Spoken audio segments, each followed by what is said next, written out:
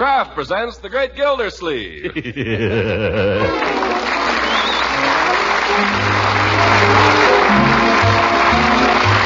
Kraft Cheese Company, makers of parquet margarine and a complete line of famous quality food products, presents Harold Perry as The Great Gildersleeve. Kraft brings you The Great Gildersleeve every week at this time, written by John Whedon and Sam Moore. We'll hear from The Great Gildersleeve in just a moment. For between meal lunching, for quick company treats, for all sorts of delightful menu surprises, serve Pabstet, the delicious golden cheese food that's so good in 100 appetizing ways.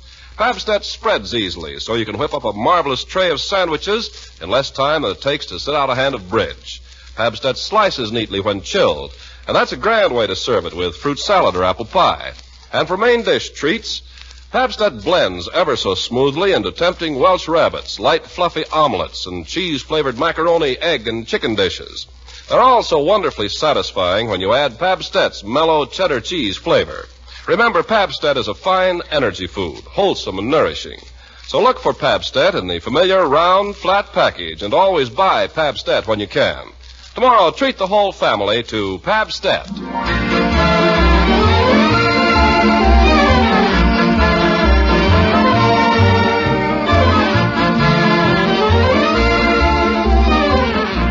Now let's join our friend the Great Gildersleeve, who is still suffering the pangs of conscience for his momentary lapse into the arms of Leela Ransom a few days ago.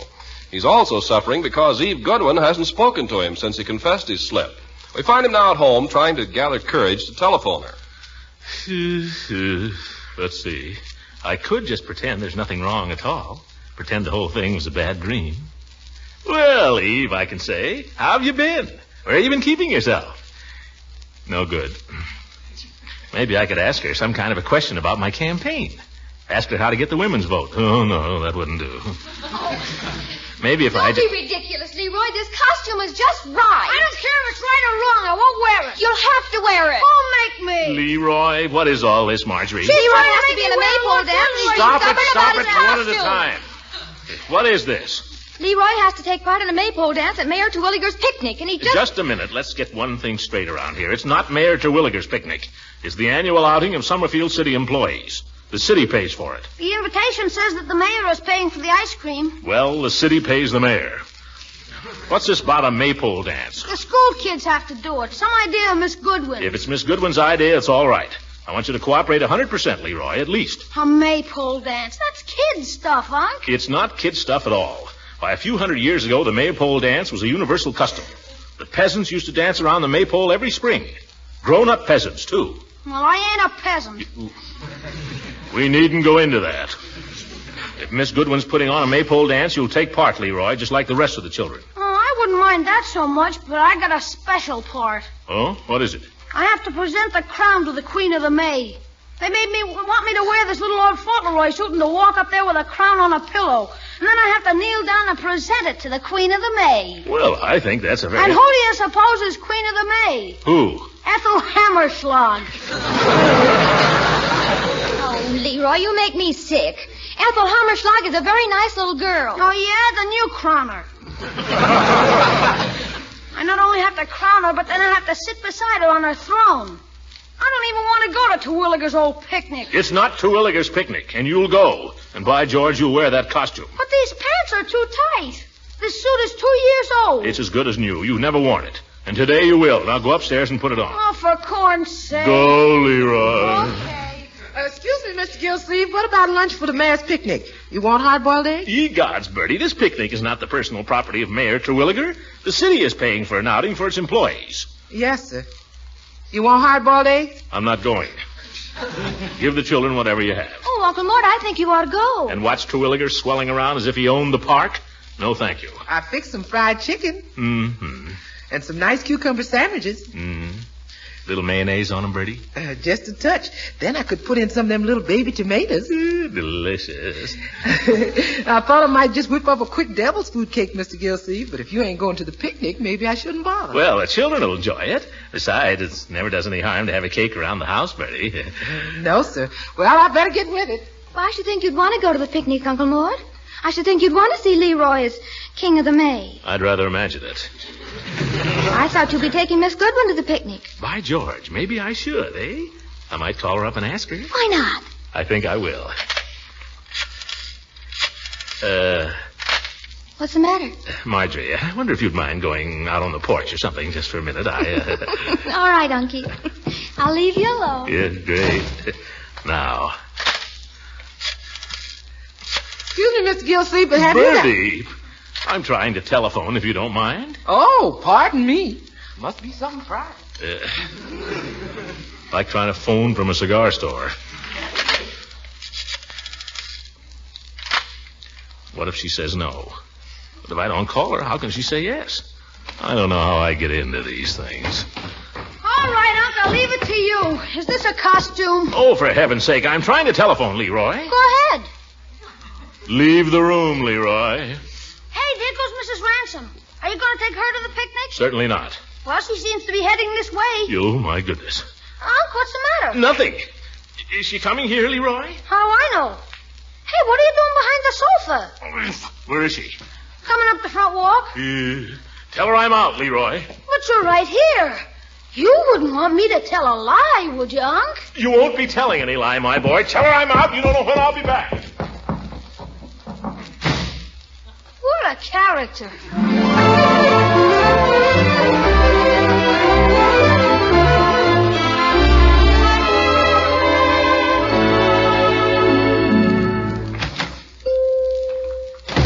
Hello, Mr. Gildersleeves. Well, hello, Peavy.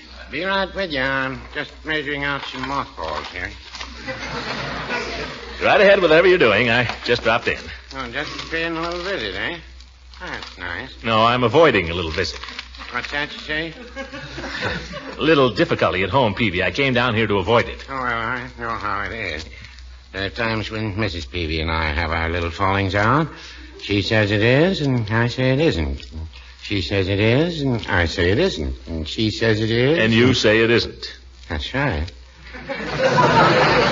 It goes on like that, and by and by she gets impatient. And she says to me, Richard, you're a stubborn old fool.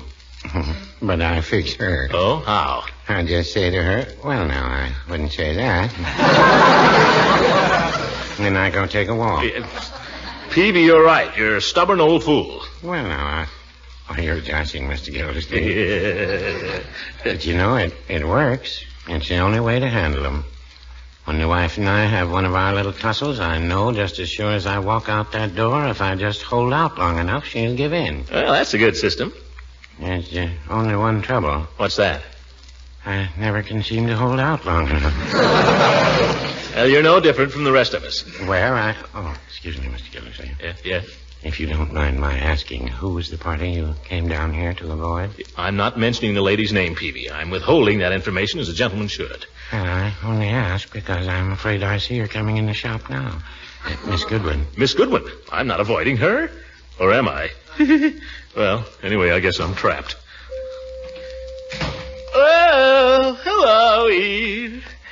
Good morning, Throckmorton. Long time no see. Good morning, Mr. Peavy. Morning, Miss Goodwin. Nice day. Yes, it is. I'd like It was a little foggy this morning, though, but about 9:30 the sun broke through, so it turned out nice after all. I'd like a bottle of cologne, Mr. Peavy, if you have it. Cologne? Well, now, there. I'm afraid I'm going to have to disappoint you, Miss Goodwin. Cologne is very hard to get these days. Cologne is very hard to get, yeah. I put in an order back about Christmas time, but all they were able to send me was a grocer razor blades, which I, of course, was glad to get, but it wasn't quite... Like that all over. I heard of a fellow in the hardware business who excuse me. Have you anything else, Mr. Peavy? Any toilet water? Oh, yes, I have. I just kept my glasses on here. Yeah, I have two here. Now, this one is called Parlement d'Amour. Same as the perfume. Has a very nice smell. Oh, that's very nice. I know that one. I used to buy that for... Oh, it's very nice. I think perhaps I'd prefer the other one. What's that? Yes, you'd probably prefer the other one, Peavy. Let's have a look at that. Well, let's see. This one is called Moment of Passion. May I smell it? Yeah, let her smell it, Peavy. Certainly. get the stopper out. They stick a little sometimes. Here, I'm strong. Let me do it, Peavy. I got it. There you are, Miss Goodwin. Oh, that is nice. Care to smell it, Mr. Gildersleeves? Oh, no. Whatever's all right with Eve is all right with me. A lot of the ladies seem to like this one. I think I'll take it. How much is that? That'll be, let's see, it's written on the bottom here. $1.75 and 20% tax, $2.10. It's all paid for, Eve. Here you are, Peavy. Oh, no, please. I don't want you to. Here, Mr. Peavy. It's all paid for. But I couldn't think of it's having no it. use, Eve. Keep your money. Throckmorton, if you don't mind. Well, okay. Gosh. $2.10 and 5 is $2.15, $2.25, $2.50, and 50 is $3. Thank you. Here's your parcel. Thank you. Goodbye, Mr. Peavy. Goodbye. Oh, Eve, just a minute. Yes? I mean, speaking of the weather, Eve, are you going to the picnic today, Eve? I expect to, yes. Some of the children from the school are giving a little performance. Yeah, I know. Leroy, he can hardly wait. Are you going with anybody in particular? I'm going with a group of the teachers. Oh. Well, perhaps I'll see you around. Perhaps. Goodbye, Mr. Peavy. Goodbye. Goodbye, Eve. See you around. Little trouble there, Mr. Gildersleeve? What do you think? Well, so it goes. Are you going to the mayor's picnic? I don't know. Whole thing is just a political scheme to get votes anyway. And she won't go with me. Well, a lot of things can happen at a picnic. I went to a picnic once. That's when I was a young fellow. I was working for a wholesale drug firm at the time. Dunninger and Holtz it was. Well, sir, I went to this picnic, and who do you suppose I met there? Your future wife. Somebody told you. You did. Oh, did I? Well, it's a fact. That's the way I met her. Now, who knows? If you go to this picnic today... I've already met my future wife, Peavy. Only she won't speak to me. For all I know, she won't be my wife either. Well, no, I wouldn't say that. Oh, no? You just saw her, didn't you? Saw the way she treated me. Yes, I did. As if I were a skunk. Well, she wasn't very neighborly. What I always say is actions speak louder than words. Oh? What do you mean? Let me ask you something, Mr. Gildersleeve. Has she given you back your ring? No, she hasn't. What are you worrying about then? She'll come around. Peavy, by George. Maybe I will go to that picnic. I would if I were you. After all, what's a picnic without a skunk? The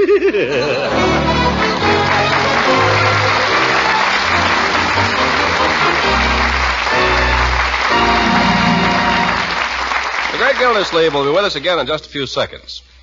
Ready, set, let's go, ladies, for more of those tempting ways to serve Pabstet, the delicious golden cheese food of 100 uses. First course, cream soup. Just before serving, add a generous amount of Pabstet cut into small cubes and watch that cream soup hit a new high in appetizing goodness.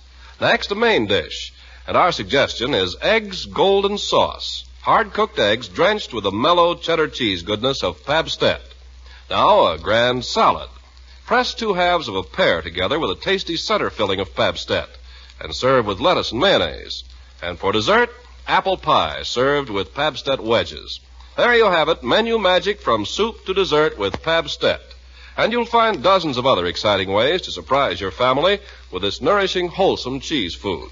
So tomorrow, look for, ask for, and buy Pabstet. Remember the name, Pabstet.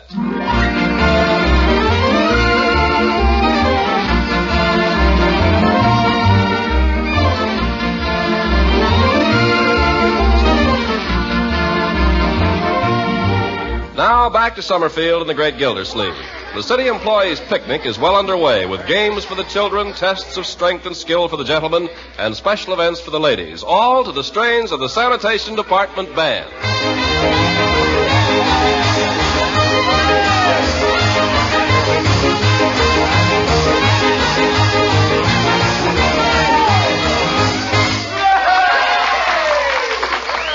One moment, folks. Just a minute, please. Terwilliger's going to talk some more. When you've finished your lunches, you'll find ice cream is being served at that table under the tree there. All absolutely free with the compliments of your old friend and our next mayor, Cyrus L. Terwilliger. Oh, that's me. The big ham. Eat hearty, folks. Sure, eat hearty, folks. It'll all come out of your taxes. Well, How about it, Uncle Mort? Shall we have lunch? We better grab some places. Now, Leroy, you'll not grab anything. I wonder if Miss Goodwin's around. Oh, let's invite her to have lunch with us. Yeah. Oh, I see her. Hey, Miss Goodwin. Hey! Leroy, that's no way. Well, here she comes. Oh, yoo-hoo, Eve. Will you sit here with us, Miss Goodwin? I'd love to, Marjorie. Great. I'll tell you what you do, children. Why don't you go over and eat at that table over there where all the children are and leave Miss Goodwin and me. But, Unc, I want to eat with Miss Goodwin. Do as I tell you, Leroy. Take your lunch and go over there. There's a nice place right at the end of the table. Oh, Throckmorton, I don't think you ought to send them off. Run along, Leroy. You too, Marjorie. Uncle Mort, I'm not a child. Then you're old enough to realize that I have things to say to Miss Goodwin. Now, will you run along? Well, put it that way. I don't know that I have anything to say to you, Throckmorton. I came over because Leroy asked me. Eve, please, you don't have to say anything. Just sit here and share my lunch with me. Really, I'm not hungry. Or I'd have brought my own lunch. Oh, come on, Eve. I've got plenty. I've got loads here. You see, fried chicken. Here are 2 drumsticks. One for you and one for me. Boo. Oh. Judge Hooker, how you startle me. Won't you join us, Judge? Yes. Thank you. I'd be delighted. But I seem to have mislaid my lunch. I can't imagine. Oh, Throckmorton has lots of lunch. Oh, we're full of lunch. Do sit down. Throckmorton would be only too glad to have you share his lunch, wouldn't you, Throckmorton? Sure, old goat. In that case, I'll be only too glad to accept the invitation. Well, this is cozy, isn't it, Gildy? 3's a crowd, Judge. Oh, now, don't say that. Have a drumstick, Judge? Oh, thank you. I seem to be a little hungry today for some reason. You're always hungry. Well, I want to tell you, that's the finest fried chicken I've ever put in my mouth. Wipe your chin. Oh.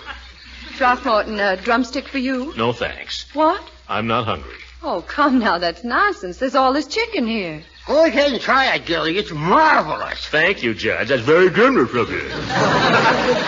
But I seem to have lost my appetite. Oh, well, all right. But you're missing something. Finest fried chicken I ever tasted.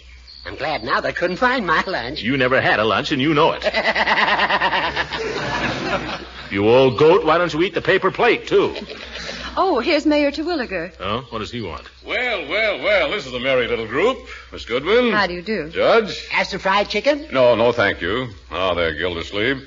I'm going to have to ask you gentlemen if I can borrow this lady for a little while. What? We're having a pie eating contest after lunch. I'm going to require some assistance from the fair section judging it, and if Miss Goodwin here will do me the honor. I'd be delighted. Splendid. Oh, but finish your lunch first. I've finished, thank you. Oh, let me assist you to your feet, then. But, Eve, you haven't eaten a thing. Eve, you're not going. Sorry, Gildersleeve, but duty calls. You said yourself, Throckmorton, 3's a crowd. So I'll leave you 2 together. Excuse me. This way to the arena. Well, Gildy. And I wind up with you. Like to hold hands, Gildy? Oh, shut up. I've got a good mind to go home, but I'm not going to. I'll show her, and I'll show him, too. I'll show people who's the best man around here. I'm going to enter that pie eating contest, and I'm going to win it. You do that, Gildy. You just do that. I'm going to. You just show her. You bet I will. You get into that contest and prove to her that there isn't a man in Summerfield who can make a bigger pig of himself than you can.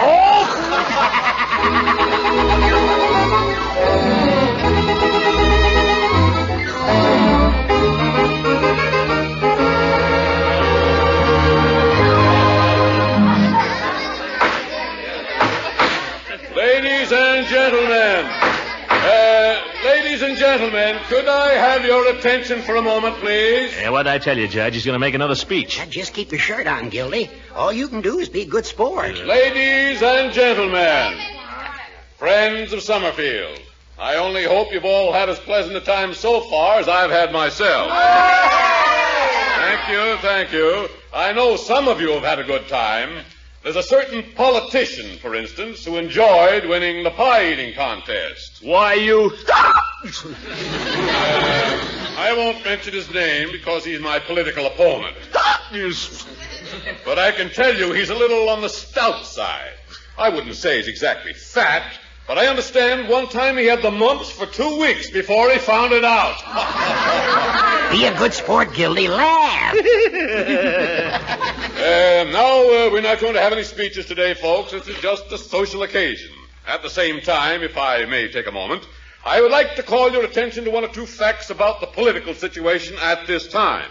Now, in the year 1776, what was Summerfield? 1776. In the year 1776, Summerfield was just a tiny village. But in that tiny village were all the seeds of the Summerfield that was to grow into the great and prosperous city of today. This could go on for days. The glorious tradition of Summerfield began to grow and expand.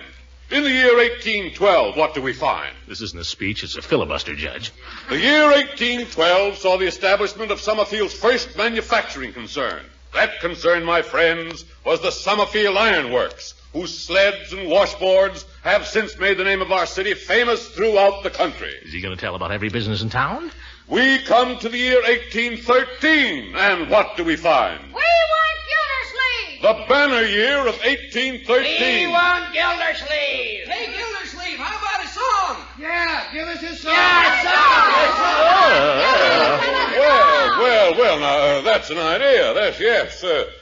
We've all heard your reputation as a singer, Mr. Gildersleeve. Would you like to croon something for our friends? Well, I'm no professional. So I've heard. Ladies and gentlemen, I understand that as a singer, Mr. Gildersleeve is a howling success. He will now oblige us with a ditty, assisted by the street cleaning department band. You're trying to put me on the spot, Terwilliger. Well, sing and get off of it. By George, Well, Mr. Leader, do the fellows know Shine on Harvest Moon? We can try it, Commissioner. Key of C only. Oh, fine. Harvest Moon, fellas, and do the best you can. 1, 2...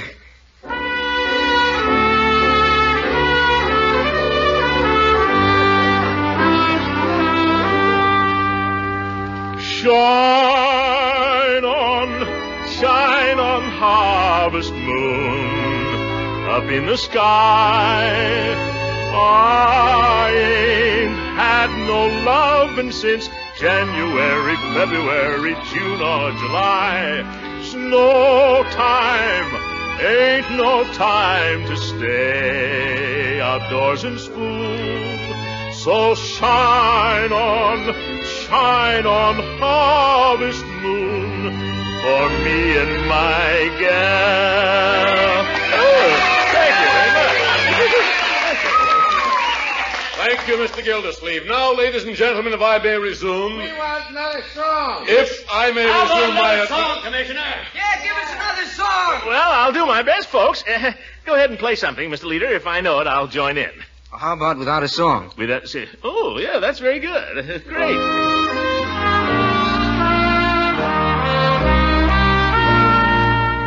Without a song, the day would never end. Without a song, the road would never bend. When things go wrong, a man ain't got a friend. Without a passion girl with heart so true, one who loves nobody else but you. I want a girl just like the girl that married dear old Dad. Thank you. All right, Gildersleeve, now get off. Don't you wish I would? If I may continue from the point at which I was interrupted, friend. We want another song! Give us another song, Really, friends, Mr. Gildersleeve has sung 8 songs already. I'm afraid his voice is tired. Are you kidding? I'm as fresh as a daisy, folks. How about a song just for the ladies? Yeah, all right, ladies. Your wish is my very command. Mr. Leader. Oh, sure, we know that one. Number 18, boys. Oh.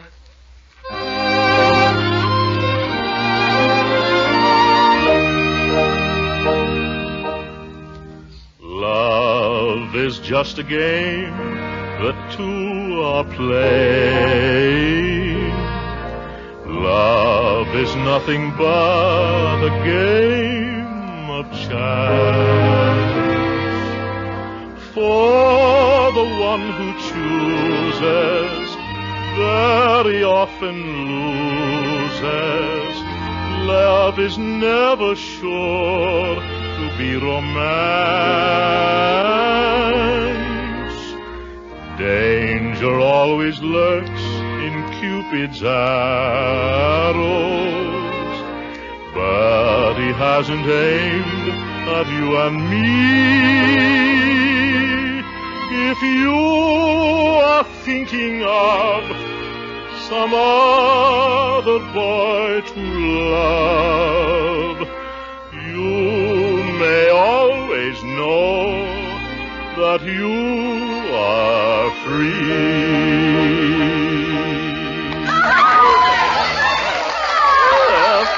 Thank you, ladies. That's all, Gildersleeves. Terwilliger, I'll sing just as long as there's a demand for this stuff. You can sing all night for my dough, Commissioner. Well, thank you. Well, you can't sing all night for mine. Well, you can't stop me. Oh, yes, I can. Quiet, quiet. You there, leader. Yes, Your Honor. Take that bunch of street cleaners home, or you'll all lose your brooms in the morning.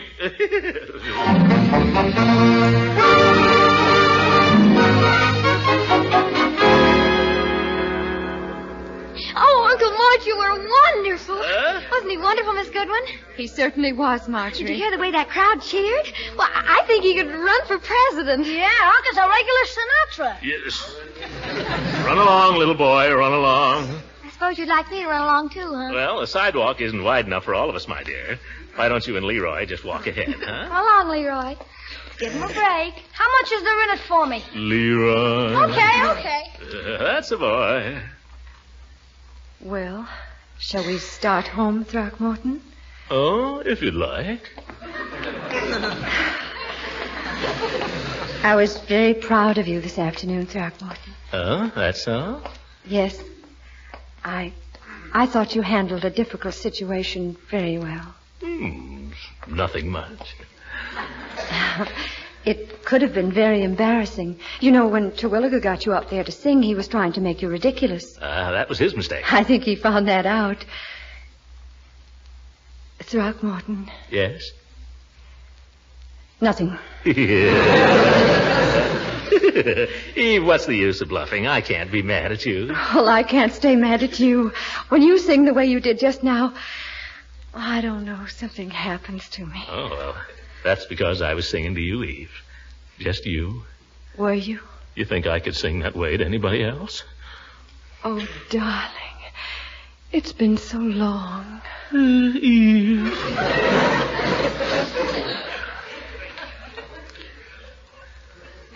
For Pete's sake, come on! Hey! Oh, let's go, Mark. They'll be there all night.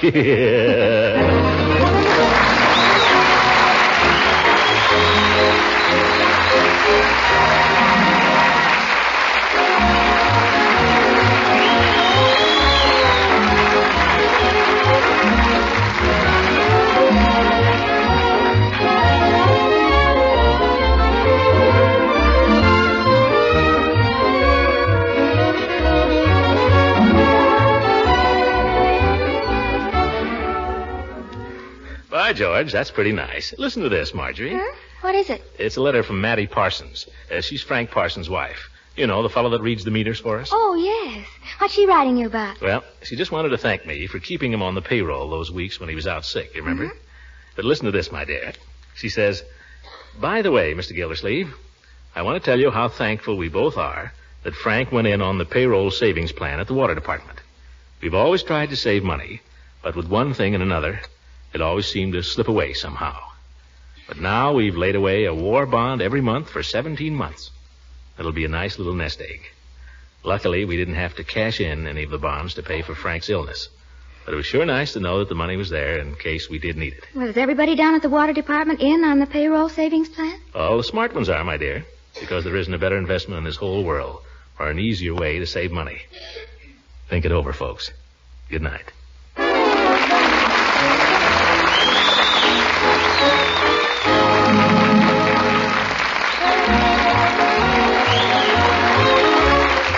Music on this program was selected by Bob Sweet. This is Ken Carpenter speaking for the Kraft Cheese Company, makers of Parkey margarine and a complete line of famous quality food products. Kraft invites you to listen in again next week for the further adventures of the great Gildersleeves. This is the National Broadcasting Company.